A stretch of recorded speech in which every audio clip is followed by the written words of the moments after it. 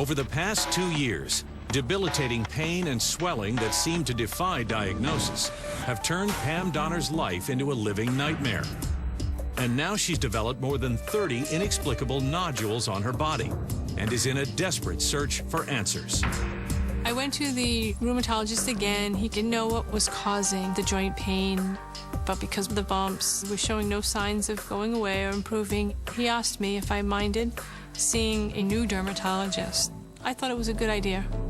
I showed her the nodules on my forehead, behind my ears, on my hands. I also described the joint pain and the knee problems that I was having.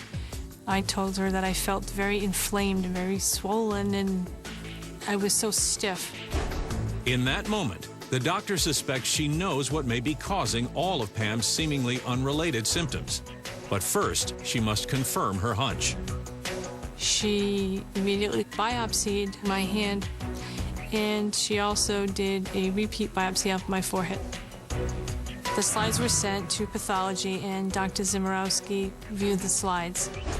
When I received Pam's specimen and looked at under the microscope, I was really struck to see these very large cells in the dermis. And there's only a few disorders that can actually cause that accumulation of those large cells in the skin.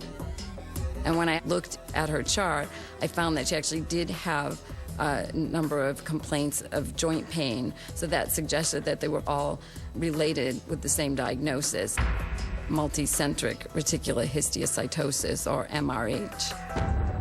Multicentric Reticulohistiocytosis, or MRH, is an extremely rare disease. In healthy individuals, histiocytes, a type of immune cell, remove toxins and release chemical agents called cytokines, which play an important role in inflammatory processes and bone growth. But in patients like Pam, the body produces too many histiocytes, which in turn send out a disproportionate amount of cytokines, ultimately attacking the joints. The cause of MRH is unknown, but somehow in the skin, there's a proliferation of these large histiocytes. The problem is with the increase of histiocytes, there's too much release of cytokines, which then eat away slowly at the joints. So in patients with MRH, they'll have erosions of their bones. Dr. Zimmerowski is like my guardian angel. She just looked at my slides, she looked at reports, and she figured it out.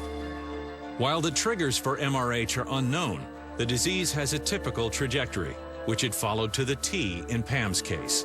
MRH is more common in women, and usually it occurs in patients in their 40s and 50s. Most commonly, it affects their distal finger joints, and there also may be histiocytes within the joint fluid, which can cause swelling in their joints, which become painful and will cause limited range of motion. They also can start to develop similar pain within the knees. As the disease attacked more of Pam's joints, the pain intensified, and her range of motion gradually decreased. And the peculiar skin nodules, far from being an unrelated symptom, were actually an essential clue to her diagnosis. In MRH, the histiocytes within the skin cause an aggregation of cells, which then raises the skin to form a reddish-brown nodule.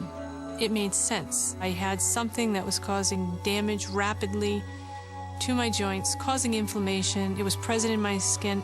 I was very relieved to have a label, and I was overwhelmed all at once. But it's the next potential stage of the disease that terrifies Pam the most. In MRH, about 25% of patients may develop a malignant tumor. What broke me was the risk of cancer. When I realized that I might have cancer, I was very, very worried. I just knew I needed to quickly set up the appointments for the testing. Pam developing cancer and becoming terminally ill. That's something that I pushed out of my thoughts as much as I could. I was scared and I was worried. I did not know what our life was going to turn to. The more common tumors that may develop in MRH are breast carcinoma or stomach carcinoma. I really had to dig deep and focus on the positive. The following week, Pam undergoes a series of tests to determine if she has any of the cancers caused by MRH. Waiting for the results of the test and the screening for cancer was a challenge. If I had cancer and I had passed away, I felt Christian could handle it. But I wanted to be there to take care of the kids. When I did get the results of the scan, I was so grateful that they didn't find cancer. I felt like I dodged that bullet. It's now all too clear that Pam was lucky to have received a diagnosis when she did. If Pam remained undiagnosed, the MRH would progress, and the worst complication of that is severe destruction of joints. Dr. Zimmerowski, I believe, really saved my life. And fortunately, while there is no cure, there are effective therapies for MRH. Pam's treatment options include an autoimmune suppressant to help decrease the number of histiocytes that are proliferating. Oral steroids can also be helpful with the anti-inflammatory function, and ibuprofen can help for the actual joint pain and inflammation. In fact, it's even possible that one day Pam may be symptom-free. MRH patients may undergo remission at about 8 years. If patients do undergo remission, their skin lesions will resolve. The joints will not get worse, but any joint destruction that has already happened will persist. I was very hopeful that I could go into remission in 5 to 10 years.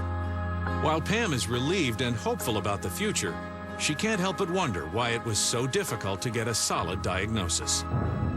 MRH is an extremely rare disease. Pam's case is the first case of MRH I have diagnosed. And there's only 200 cases reported in the world. And MRH can mimic a number of different disorders that may cause arthritis and skin lesions. I feel very grateful to Dr. Zimmerowski that she put the puzzle pieces together. Today, Pam is living an active, healthy, and very full life. I'm doing great. I think Pam's in remarkable shape. She has less pain. She can ride bikes again, so that was something that would have been unthinkable only a couple years ago. And I'm optimistic about our future. I try to spend as much time as I can with my family. This experience has brought us closer together. It's strengthened me personally because I appreciate every moment I have.